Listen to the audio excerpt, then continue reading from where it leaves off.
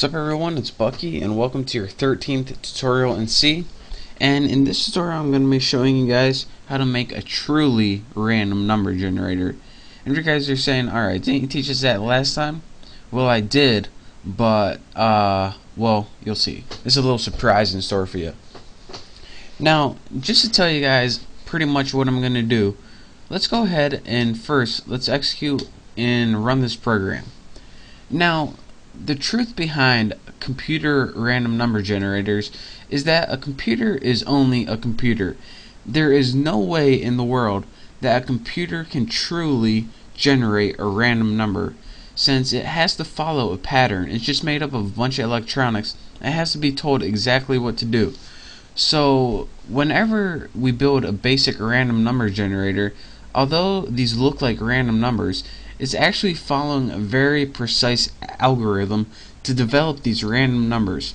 So if you see 41, 18,000, 6,000, 26,000, and then you go ahead and run this again, it's gonna follow that exact same algorithm again, which is pretty random, but the algorithm is the exact same set of random numbers: 40, 18,000, 6,000, 26,000, exactly like before. And this is pretty much supports the fact that there is no way you can tell a computer to generate random numbers. It doesn't have a brain. It can't pick it off the top of its head. So it has to follow the circuits and whatever it does to follow a distinct pattern.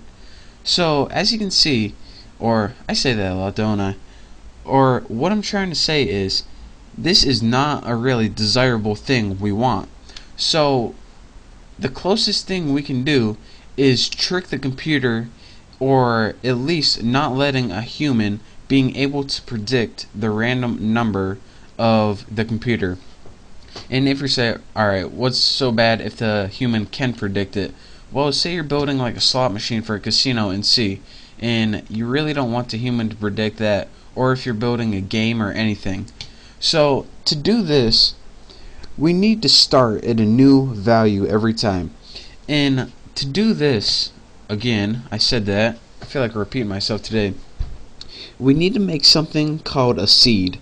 Now, when you seed a random number, it gives it a new value instead of the old algorithm it's used to. And the seed or random number is SRAND. This means seed random.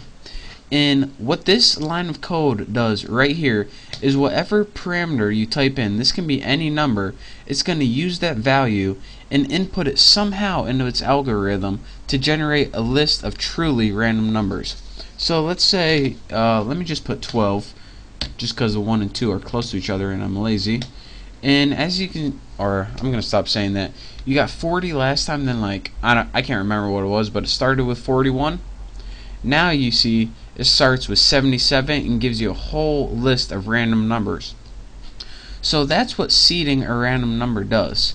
But the problem with this is it doesn't just work all the time. When you seed a random number, again, I ran this program once more and it gave you the same list of numbers.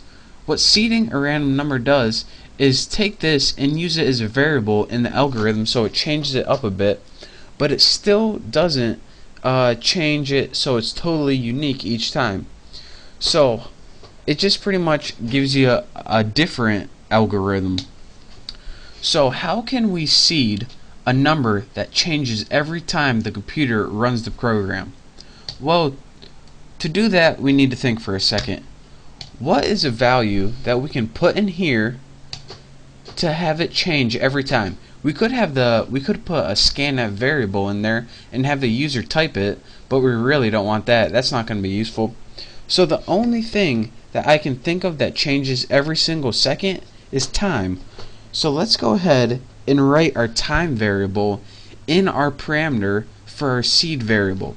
So to do that, go ahead and put time, and in your parameters go ahead and put null because we don't want it to have any variables.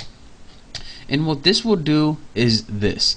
It'll take the time, which is it's actually a number in how many seconds since like January 1st, so many years ago. This is actually a number that changes every second, and it's going to take it and put it in your entire seed variable. So this is going to pretty much take a random variable and throw it into this entire random number generating algorithm, so me, you, or no one knows exactly what number it is. So this is how, let me separate this so you can see, is how you use time, which is an ever-changing variable, you don't have to worry about it, and insert it into your seed so you can have a truly random number generator. So let me go ahead and show you guys. I'm gonna go ahead and compile this, and the first time we run it we get 9,000, 8,000, 9,000, 10,000. Now let's go ahead and run it again, and if this worked out perfectly, they should be different. And come on. So we got 9,000, that's what we started last time. 16,000, 12,000, 28,000, nice. So that is how you build a truly random jumper numerator. What? Number generator. Jumper numerator. Oh, crack myself up. So again, that is how you do that, by using a seed with your time parameter to seed a variable in your random number generator. So again, study this tutorial, practice it, have some fun with it, build a program to roll dice or something like that, do something fun with it. And again, I just want to thank you guys for watching. Don't forget to subscribe to my channel. Again, thank you, and I'll see you next time.